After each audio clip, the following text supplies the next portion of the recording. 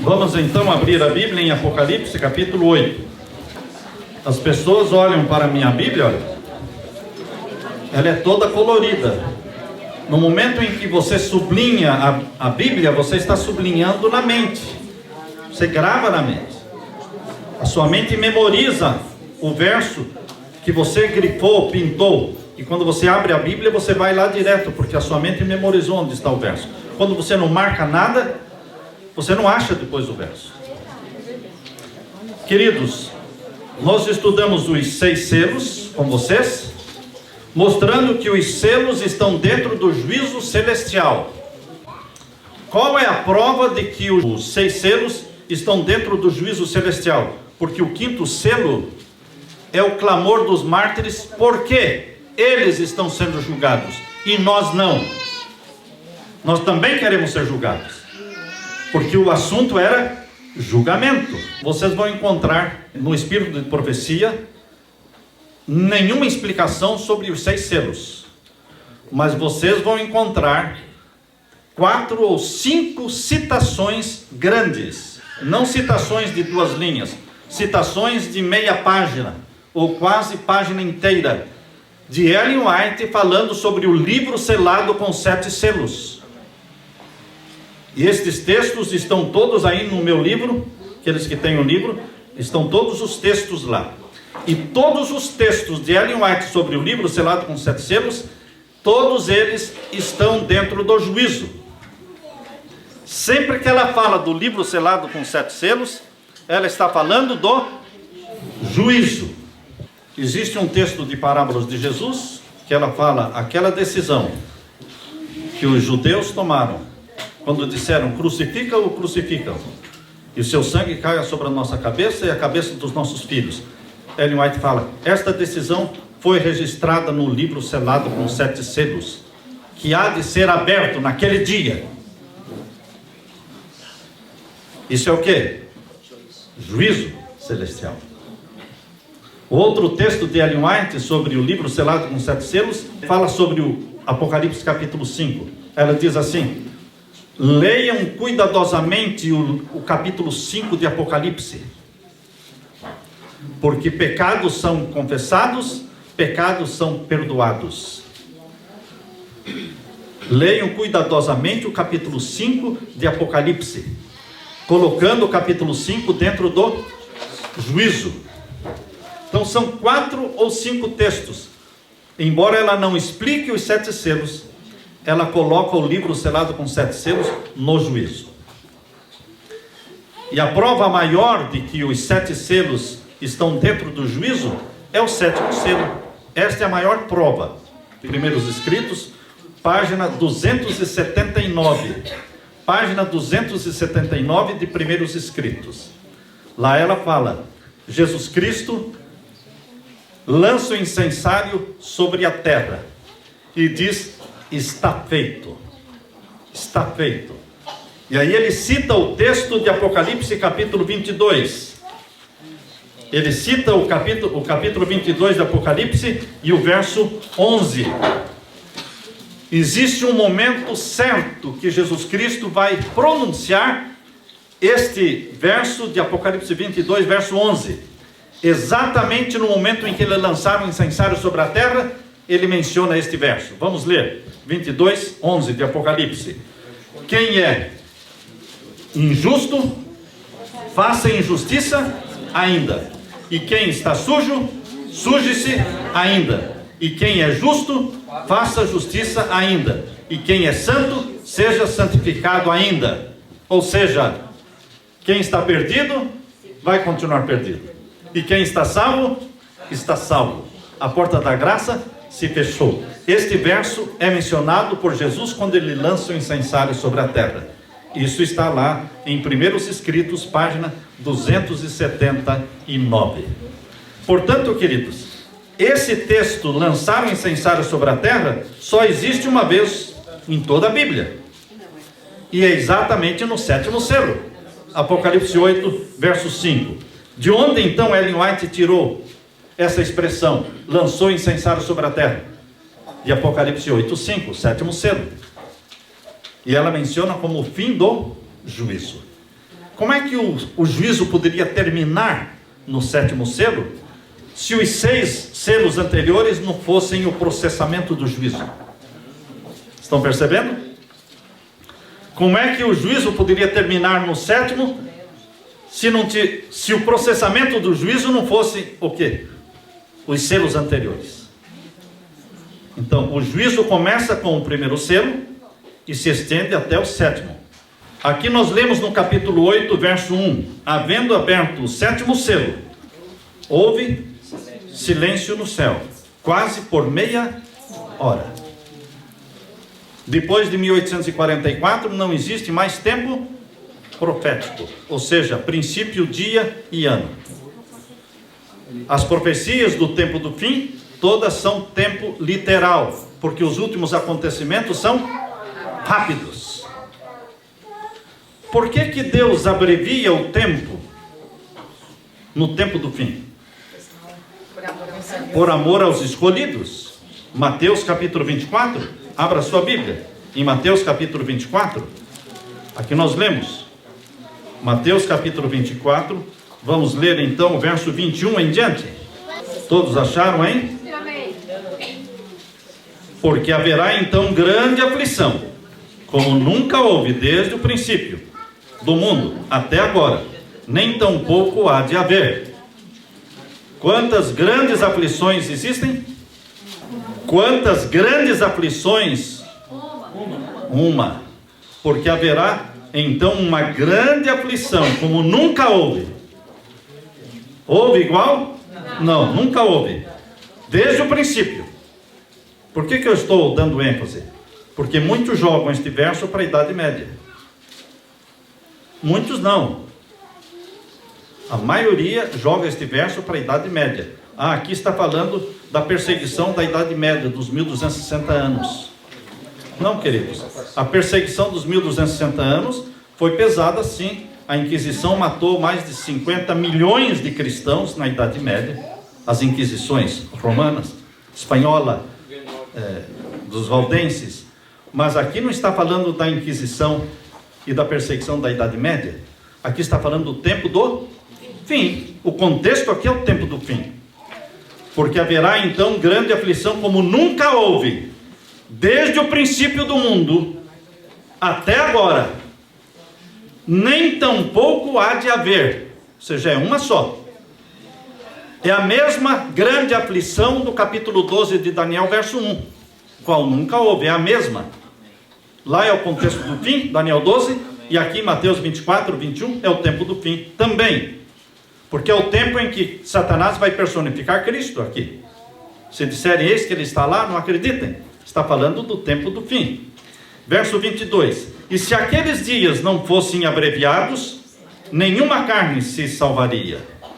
Mas por amor, ou por causa dos escolhidos, serão abreviados aqueles dias. Deus tem um sistema bíblico, irmãos, para alongar o tempo. E qual é o sistema bíblico que Deus usa para alongar o tempo? Ele pegou os 3 anos e meio de Jezabel, adoradora do sol, e transformou esses 3 anos e meio literais em 3 anos e meio proféticos. Ele pegou 1260 dias literais e transformou-os em 1260 anos, um dia para cada ano. Esse é o sistema bíblico, o sistema de Deus para alongar o tempo. Concordam? 40 dias no deserto, 40 anos. 40 dias no deserto, 40 anos. É um sistema que Deus usa para alongar o tempo. Mas Deus usa o mesmo sistema para abreviar o tempo. E aqui diz que Ele vai abreviar o tempo, não na Idade Média. Ele vai abreviar o tempo na perseguição do fim. Porque os últimos acontecimentos serão rápidos. Queridos, as coisas estão aceleradas. As coisas estão acontecendo aceleradamente. E a perseguição vai ser também num curto espaço de tempo, por amor aos escolhidos, para que não sofram. Por isso fala que são 42 meses, 3 anos e meio. Isso não é nada para um evento mundial, irmãos. Porque começa forte aqui, mais fraco lá, de repente vai para lá, em questão de 3 anos isto voa, o tempo voa. E vai acabar a perseguição. Por isso, queridos, Deus vai abreviar o tempo de 1260 anos para 1260 dias. Esse é o sistema de Deus, de alongar e de abreviar. Para alongar o tempo, um dia vale um ano. Para abreviar o tempo, um ano vale um dia. Está claro isso? É assim. Por isso agora no tempo do fim, as profecias são de tempo literal, porque Deus abrevia o tempo. Essa é uma explicação bíblica. Eu não estou inventando um sistema, é o sistema de Deus. E aqui diz o verso 23: se alguém disser, eis que o Cristo está aqui ou ali, não lhes deis crédito. Está dentro do contexto, tempo do fim. O que está fora de contexto é pegar isso aqui e jogar na Idade Média. Aí estaria fora de contexto. Mas dentro do contexto está aqui. É o Cristo, o falso Cristo aparecendo, dizendo eu sou o Cristo. Isso está marcado, é uma profecia para o tempo do fim. Então, voltando agora, queridos, para Apocalipse capítulo 8, quando fala que quando se abriu o 7º selo, houve quase meia hora de silêncio, está falando que os eventos anunciados no 7º selo vão ser muito rápidos. Porque meia hora aqui não é nem literal e nem profética. Uma hora, meia hora, vai ser coisa rápida. Não é um tempo determinado, mas mostrando que vai ser rápido. Porque Jesus vai estar fechando a porta da graça. Mas aqui, antes dele fechar a porta da graça, o que ele faz? Verso 2, capítulo 8, verso 2. E viu os 7 anjos que estavam diante de Deus, e foram-lhes dadas 7 trombetas. Quando é que João viu os 7 anjos diante de Deus? Antes de abrir o 7º selo, ou só depois? Antes ou só depois? Só depois. Eu pergunto, o 7º selo já foi aberto? Não. Então os 7 anjos ainda não receberam as 7 trombetas. Eles só receberão as 7 trombetas quando Jesus abrir o 7º selo. Não se confunda. Como é que nós podemos dizer que as trombetas já se cumpriram no passado, se os anjos nem mesmo receberam as trombetas ainda? Estão acompanhando? Isso é Bíblia, eu não estou inventando. É a Bíblia explicando a Bíblia. Ah, mas o livro tal... Não, queridos, não estamos falando de livros e nem de doutores, estamos falando de Bíblia. A Bíblia fala isso. Quem vai falar o contrário? O 7º selo não foi aberto. Os anjos ainda não receberam as trombetas. E ponto final. Amém. Todo o resto é argumento sem fundamento bíblico. E agora, queridos, quantas vezes ocorre o silêncio no céu?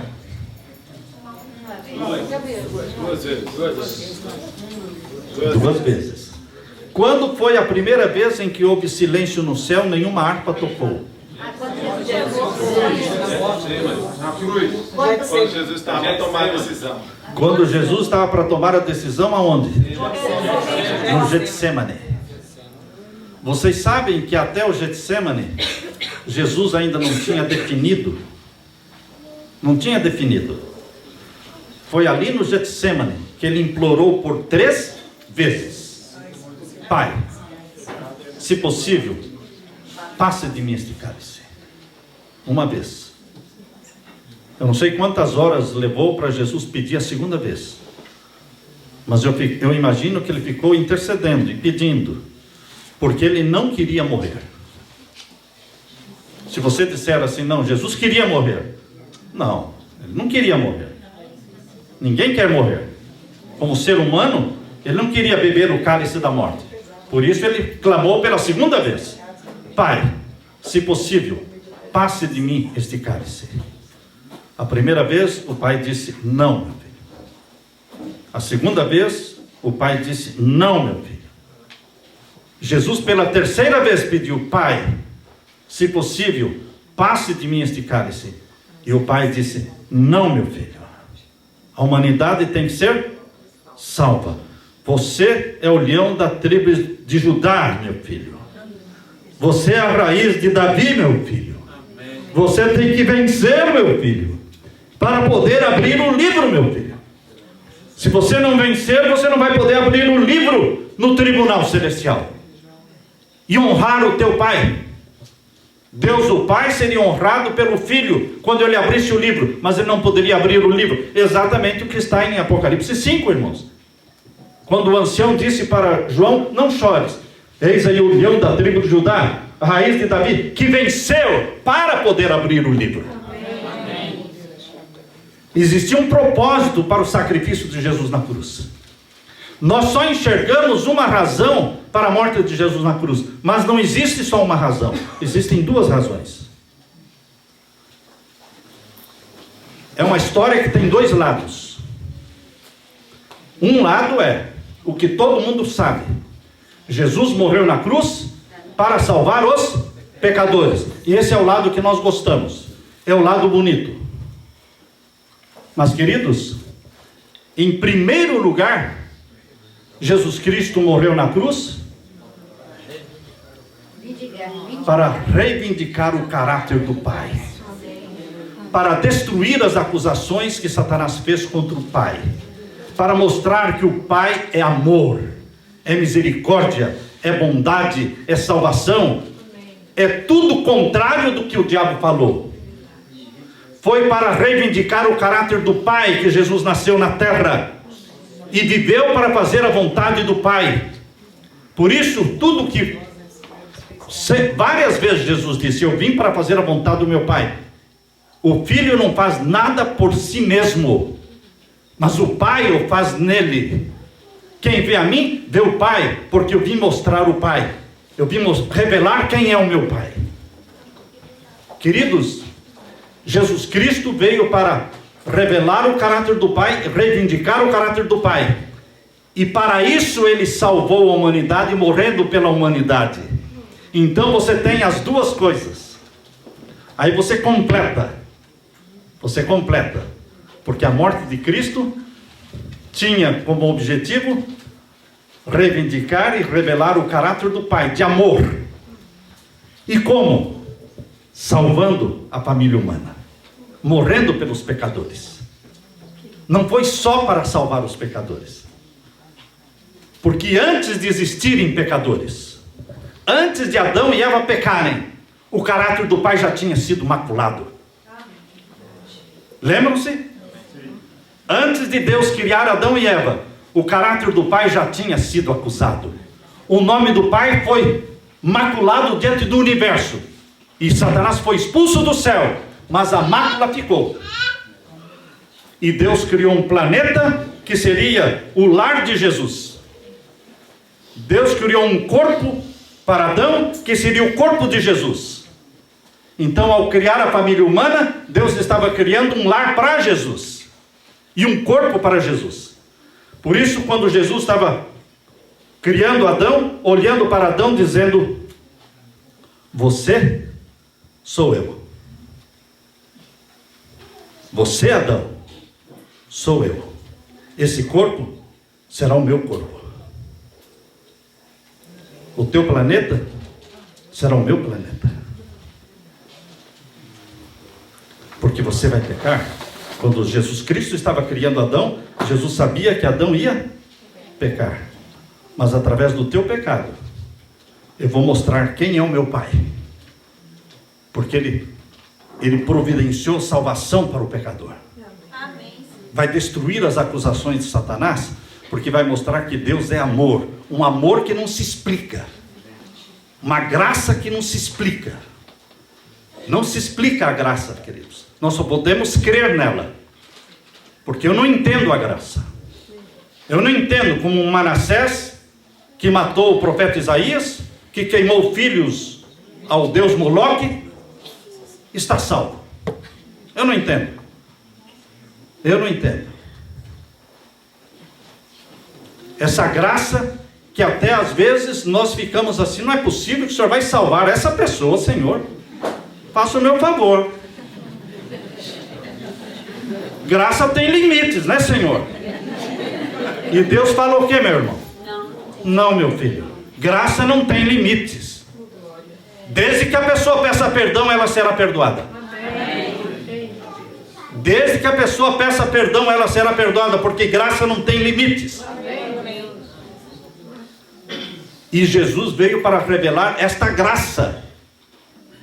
Por isso, queridos, a morte de Jesus tem dois lados: revelar a graça e o amor do Pai, morrendo pelos pecadores.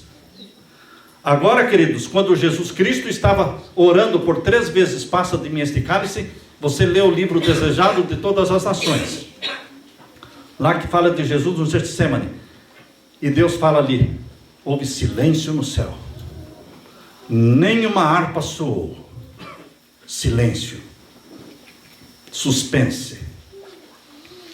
Eu posso imaginar, irmãos, Moisés, Elias, Enoque, com os olhos arregalados assim, olhando para o Getsemane, segurando o fôlego, não é?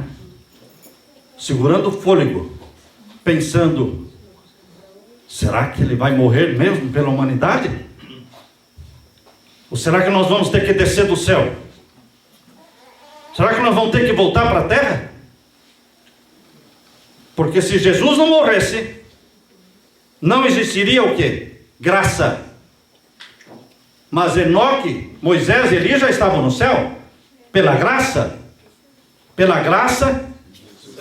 prometida, mas não paga. Porque a graça é graça para você, mas ela custou um preço. E se o preço não fosse pago, os que estavam pela graça no céu teriam que voltar. Não existe graça, não existe céu para você, Moisés, nem para você, Elias, nem para você, Enoque. Eles teriam que voltar. Imaginem a tensão e o suspense no céu. Será que os anjos sabiam que Jesus não ia desistir? Os anjos não sabiam. Será que Enoque, Elias e Moisés sabiam que Jesus, não, ele não vai desistir? Não, eles não sabiam. Porque existia a possibilidade de Jesus desistir. Existia a possibilidade de Jesus pecar. Existia sim. Como era possível Adão pecar, e ele escolheu pecar. Como era possível Jesus pecar, mas ele escolheu não pecar. Amém.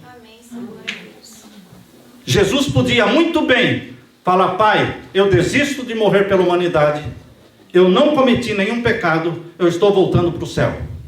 Ele podia fazer isso? Podia. Sim, ele não era pecador. Desistiu do projeto, abortou o projeto, volta para o céu. Mas o Pai ficou firme, meu irmão. Não, filho. Fique firme, filho. 3 vezes, não foi pouco, irmãos. 3 vezes foi muito. Jesus insistindo: Pai, Pai, Pai. E o Pai disse: você tem que morrer pela humanidade. E então lá no livro Desejado diz assim: Jesus Cristo finalmente decide: salvarei a humanidade, custe o que custar. Amém. E então houve explosão de alegria no céu. Porque a porta da graça foi aberta. Foi escancarada a porta da graça, irmãos. A graça já existia desde o Jardim do Éden, mas era uma graça prometida. Era promessa. É como quando você vai na loja, compra um aparelho, uma televisão, ou vai numa loja de carros, compra um carro, não deu entrada, não deu nada, e saiu dirigindo o carro, vai para casa de carro. Quanto você gastou? Até agora não gastei nem um centavo. Mas você vai ter que pagar. Se você não pagar, eles tomam. A graça prometida teria que ser paga pelo sangue do Cordeiro. E o sangue do Cordeiro escancarou a porta da graça. Então, queridos, quando foi para escancarar e abrir a porta da graça, houve silêncio no céu. E agora, para fechar a porta da graça, há silêncio no céu. Amém. O silêncio no céu está ligado à graça. Para abrir, porque o diabo não queria que fosse aberta a porta da graça. Ele lutou para não ser aberta a porta da graça. Ele tentou Jesus. Desista. Eles não merecem. Não está vendo? Você pede para os teus discípulos ficarem orando, vigiando com você, você volta lá e eles estão dormindo. Eles não merecem. Ele foi tentado a desistir. Porque Satanás queria que a porta da graça não se abrisse. E agora, queridos, a porta da graça está para se fechar no capítulo 8, verso 1 em diante, o 7º selo. Por isso há silêncio no céu. Porque Jesus contempla uma multidão que ainda não foi selada pelo selo do Deus vivo. E ele então levanta a mão para o Pai e diz: meu Pai, meu sangue, Pai. E ele dá ordem para os 4 anjos que continuem segurando os 4 ventos, que eles já estavam quase soltando os 4 ventos. De Apocalipse 7, verso 1. E então os anjos continuam segurando os 4 ventos, até que um anjo vai e sela aqueles que ainda não tinham sido selados, na hora 1/10. Eu não sei porquê, mas Deus gosta de fazer coisas na hora 1/10. A minha esposa tem o costume de falar: Samuel, o milagre da hora 1/10. Sabe qual é o milagre da hora 1/10? Quando todas as portas estão fechadas, não tem saída, não tem para onde ir, e a gente fica clamando, jejuando, clamando e orando: Senhor, tem misericórdia, Senhor, tem misericórdia. E no último segundo, Deus faz o milagre. Amém. E você diz: é o Deus da hora 1/10. Na hora 1/10, irmãos, será a maior conversão de todos os tempos. Amém. Na hora 1/10. Antes de fechar a porta da graça, Jesus recebe muito incenso. Vejam aí o verso 3. Verso 3. E veio outro anjo e pôs-se junto ao altar. Onde é que Jesus trabalha fazendo intercessão? No altar de incenso, que está no lugar santo. E onde é que está o altar de incenso no lugar santo? Longe do trono de Deus ou próximo? Próximo. O que é que separava o altar de incenso do lugar santo e a arca do concerto no lugar santíssimo? O que separava? O véu. E o que é que separa o altar de incenso no lugar santo do santuário celestial e o trono de Deus no lugar santíssimo? O que é que separa? Hein? Não véu. Não véu. Porque aquele véu representava a carne de Jesus Cristo, que foi rasgada na cruz. Quando a carne do Cordeiro de Deus foi rasgada na cruz, rasgou-se o véu e abriu-se. Queridos, lá no céu, o véu está aberto. Está aberto. Não precisa ocultar a face do Pai, porque o Filho rasgou este véu com a sua própria carne. Pastor, o senhor inventou isso da onde? Eu não inventei nada, irmãos. Abra a sua Bíblia em Hebreus. Em Hebreus. Hebreus capítulo 10. Hebreus capítulo 10 e o verso 19. Hebreus capítulo 10, verso 19. Todos acharam? Amém. Tendo, pois, irmãos, ousadia para entrar aonde? No santuário. Onde é que, quando você ora a Deus, você penetra onde? No santuário. Só no santo? Não, você penetra no Santíssimo, onde está o Pai. Você tem a ousadia de entrar no santuário. O santuário tem o véu aberto. Não tem nada bloqueando a vista de Jesus para não enxergar o Pai. Não, queridos. Não. Por que é que os sacerdotes pecadores não podiam contemplar o Shekinah em cima da arca? porque eles eram pecadores. Jesus não é pecador. Eles não podiam contemplar a glória de Deus e viver. Eles morreriam. Mas Jesus Cristo é o Santo de Israel. É o Santo de Israel. Ele rasgou o véu com a sua própria carne. Por isso o véu foi rasgado de cima embaixo, no momento em que Jesus morreu na cruz.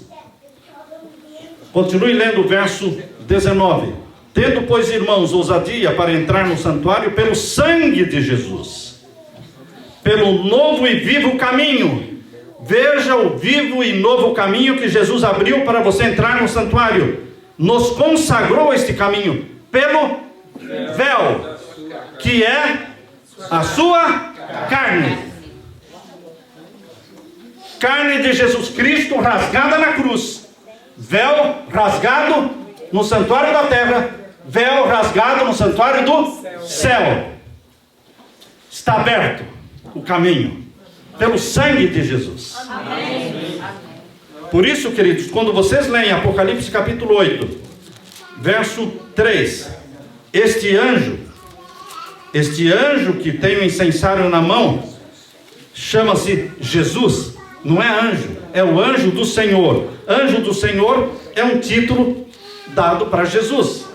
Diversas vezes a Bíblia chama Jesus Cristo de o anjo do Senhor. E aqui é esse anjo, chamado também de anjo do concerto.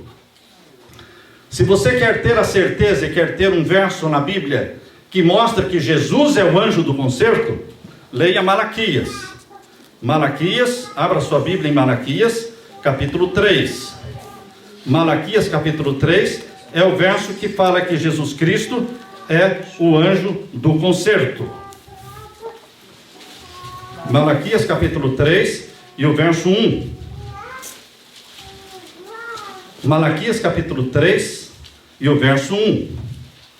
Para que você não seja enganado em pensar que é um anjo mesmo, que está com incensário na mão. Irmãos, anjos não intercedem com incensário na mão.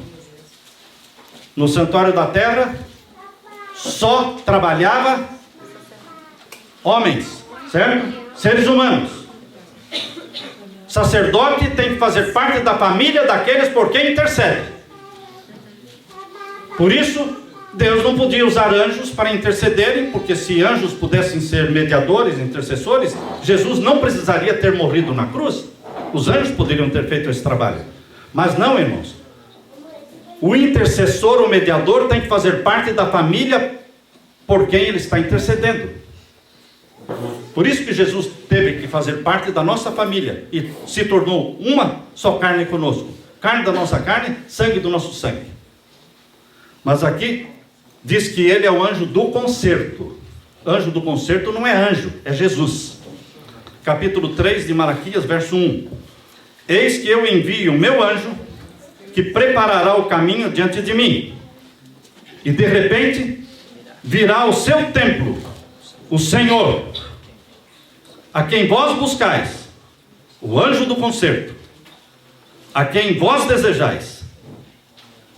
Eis que vem, diz o Senhor dos Exércitos. Quem é esse que a profecia diz aqui? E de repente virá ao seu templo o Senhor. Senhor aqui é o tetragrama YHWH. É o nome de Deus. O tetragrama, ele é traduzido aqui na Bíblia pela palavra Senhor. Mas no original não é Senhor. No original é uma palavra sem vogais, 4 consoantes, sem pronúncia, não tem como pronunciar. Mas se traduz por Senhor, porque eles costumavam, quando viam o tetragrama, as 4 consoantes, os sacerdotes que estavam lendo o Torá, lendo a lei de Deus para o povo, quando eles chegavam nestas 4 consoantes, YHWH, eles para não pronunciar o nome de Deus, eles usavam a palavra Adonai. Adonai era a palavra usada no lugar do nome de Deus. Não era o nome de Deus. Usada no lugar do nome de Deus em respeito ao nome de Deus. E Adonai quer dizer Senhor. Por isso que onde você lê aqui no Antigo Testamento Senhor, não é o nome de Deus. Está se falando Adonai no lugar de YHWH, cuja pronúncia é impronunciável. Ninguém sabe a pronúncia. Nós só sabemos o significado de YHWH porque está lá em Êxodo. Êxodo capítulo 3 menciona, quando Moisés perguntou: eu vou para o Egito libertar o povo, mas eles vão me perguntar. A primeira coisa que eles vão me perguntar é: você veio em nome de quem? Diga a eles: o eu sou me enviou a vós. É assim que eu me chamo, o eu sou. Então YHWH significa eu sou. Não sabemos a pronúncia, mas sabemos o significado. Entende, irmãos? E aqui diz: de repente veio ao seu templo quem? O Senhor. E quem é ele? O anjo do concerto. É esse que se tornou um de nós. Por isso ele intercede. Por isso aqui em Apocalipse 8, irmãos, fala que o anjo está com o incensário na mão, mas este é o anjo do concerto. Ele é Jesus. Aleluia. E aqui diz o capítulo 8, verso 3. Vamos ler de novo. Apocalipse 8, verso 13. E veio outro anjo e pôs-se junto ao altar, tendo um incensário de ouro. No santuário terrestre, quem usava incensário de ouro? Os sacerdotes ou o sumo sacerdote? O sumo sacerdote.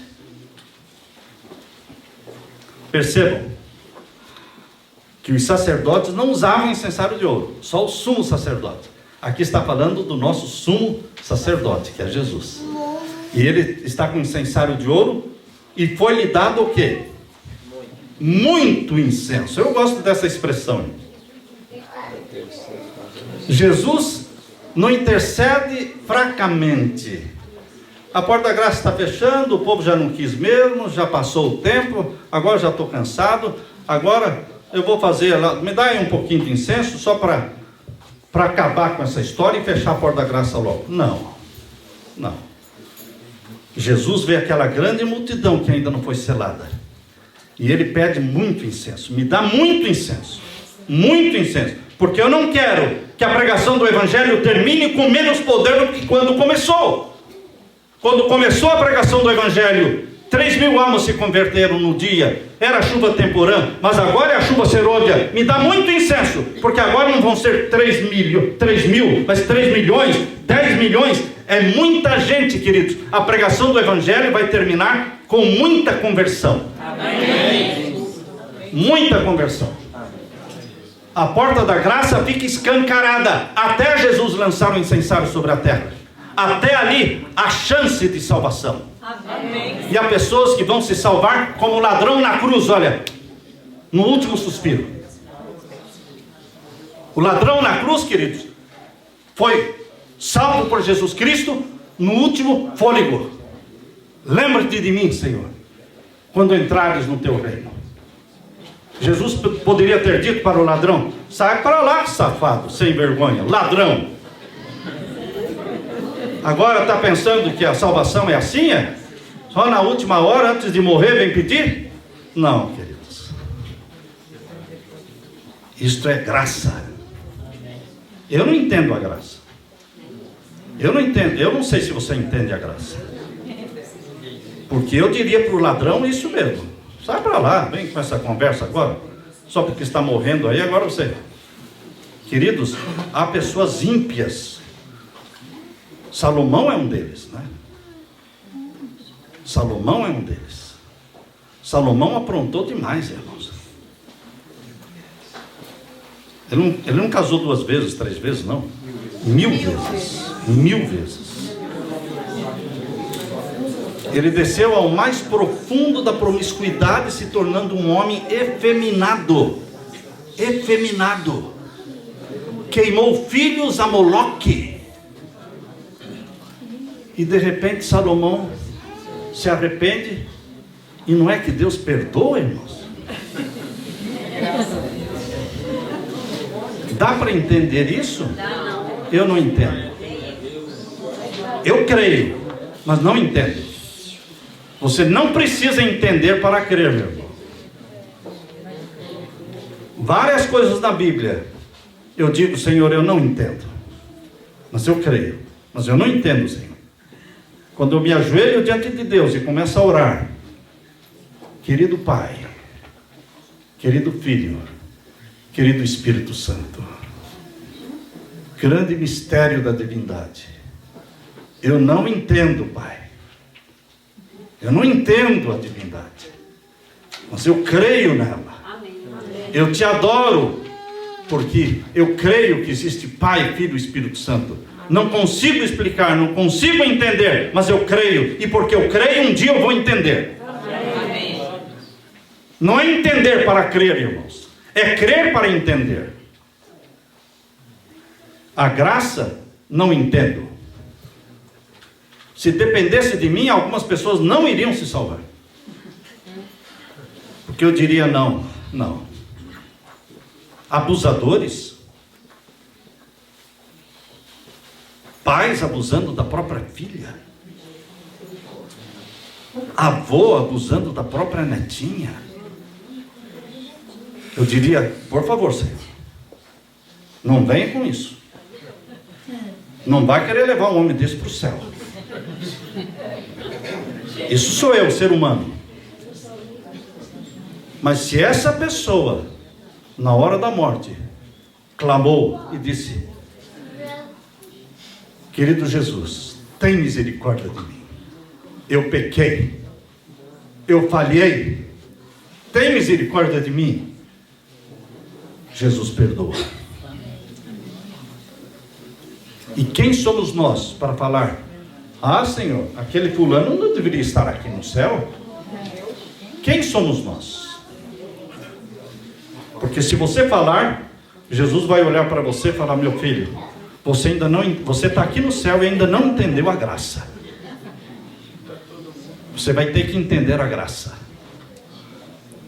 Queridos, a porta da graça está aberta. E Jesus está fazendo intercessão. E aqui diz o verso 4: e o fumo do incenso subiu com as orações dos santos, desde a mão do anjo, que é Jesus, está certo? Até diante de Deus que está no trono. Ele está intercedendo diante do trono, mas no lugar santo. Há pessoas que pensam que porque está diante do trono está no Santíssimo. Não. Assim como o altar de incenso estava diante da arca do concerto, mas estava no lugar santo. Altar de incenso é lugar santo, o trono é santíssimo, mas o altar está diante do trono. Jesus intercede diante do Pai. E aqui diz o verso 4: e o fumo do incenso subiu com as orações dos santos. Jesus trabalha com orações. Orações são respondidas, porque esse é o trabalho de Jesus. Jesus está chegando a oração, não é? As orações vão chegando. E o Espírito Santo, você ora aqui, o Espírito Santo transforma a sua oração. Ela não chega do jeitinho que você fez no céu. A oração não chega até Jesus exatamente do jeito e as mesmas palavras que saíram da sua boca. O Espírito Santo dá uma transformada nas orações, porque nós não sabemos como pedir. Mas o Espírito Santo aperfeiçoa as nossas orações. E elas chegam para Jesus e ele vai recebendo. É como aquelas mensagens que vão chegando assim. Já viu isso na internet? Quando, aqui, e Jesus vai recebendo aquelas orações e vai colocando incenso, e o fumo das orações subia, diz aqui, não é? O fumo do incenso subiu com as orações dos santos, desde a mão de Jesus diante de Deus. E agora o verso 5, irmãos. E o anjo, que é Jesus, tomou o incensário E o encheu agora não de incenso, não mais incenso, não mais intercessão, não mais graça. Quem está santo, continue santo, porque agora ele enche o incensário de fogo, fogo do altar. E o que faz? E o lançou sobre a terra, e houve depois vozes, trovões, relâmpagos e terremotos. E o verso 6 diz: e os 7 anjos, veja a sequência, meu irmão, veja a beleza da profecia, irrefutável, meu irmão, irrefutável, com letras maiúsculas. Não tem como refutar que os anjos só tocam as trombetas depois que Jesus lançou o incensário sobre a terra. Ele ainda não lançou, ele ainda nem abriu o 7º selo. Esta é uma profecia. Nós estamos acostumados a estudar profecias virados para o passado. Jesus quer que você estude profecias viradas para o futuro, porque isso é profecia, é o futuro, o que vai acontecer, para que quando acontecer, você creia e sua fé seja fortalecida. Amém. A graça está disponível. Jesus diz em Apocalipse 22 e o verso 17: e o Espírito e a esposa dizem: vem. Isso é graça. E quem ouve, diga: vem. Não está estabelecendo condições, irmãos. Venha, venha, venha. Quer salvação? Venha. Quer o céu? Venha. Do jeito que você está. Você vem do jeito que você está.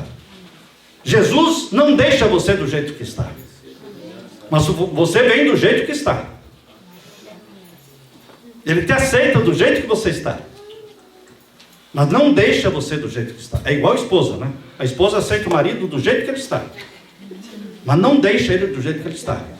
Vive, a minha esposa há 40 e poucos anos está me transformando, me ajudando, não. Entende? A esposa sempre está querendo transformar o marido. Sempre. Jesus te aceita do jeito que você está, mas você acha que ele vai deixar você assim? Não. Ele vai revirar a sua vida. Amém. Ele vai colocar em você a mente dele. Amém. Ele vai colocar em você o caráter dele. Amém. Os traços, o temperamento dele. E você nunca mais vai falar: ah, eu nasci com esse temperamento. Pare de falar isso. Se você nasceu gerado da água e do Espírito, você não tem mais o seu temperamento carnal. Você tem o temperamento de Cristo. Amém. Porque o Espírito Santo comunica para você o temperamento de Jesus. Que não é colérico, que não é fleumático, que não é melancólico e que não é sanguíneo. Ele é um equilíbrio entre os 4. Ele é um equilíbrio entre os 4. Queridos, o Espírito Santo dá para você o caráter de Jesus, mas você tem que crer nisso e parar de falar: eu sou assim mesmo, eu sou assim mesmo, você me conheceu assim, esse é o meu jeito, eu nasci assim. Vai morrer assim, perdido. Porque se você pensa que nasceu assim, vai morrer assim, vai morrer perdido. Porque o que nasce da água e do Espírito, para de falar: eu nasci assim, eu sou assim. Não, Jesus não é assim. E eu quero ser como Jesus. Dá-me a tua mente, Jesus. Dá-me os teus sentimentos, Jesus. Que os meus olhos, quando olharem para uma mulher, sintam o que Jesus sentia. Será que é possível, meu irmão? Será que é possível você olhar para o sexo oposto e não tem sensualidade, não cobiçar, sentir o que Jesus sentia de uma Maria Madalena?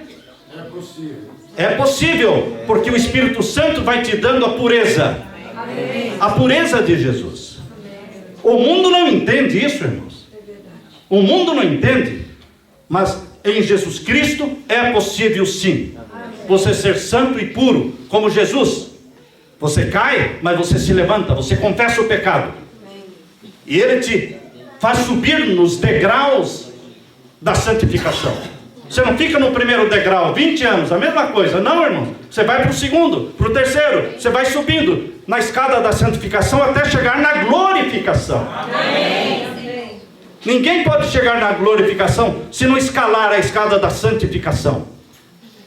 Muitos querem pular da justificação para a glorificação e evitando a escada da santificação. Não tem como, irmãos. Só pela graça. Quem se converte na hora da morte, Deus faz este milagre. passa a pessoa da justificação direto para a glorificação. Mas isto é exceção, isso não é regra. Nós não podemos pregar exceção, a gente prega regra. A regra é da justificação, passar para a santificação e então a glorificação. Eis que a porta está aberta. O Espírito diz: vem, e quem ouve diga vem, e quem tem sede, venha, e quem quiser, tome de graça da água da vida. Aleluia! Bendito seja Deus. Amém. Bendito seja Deus.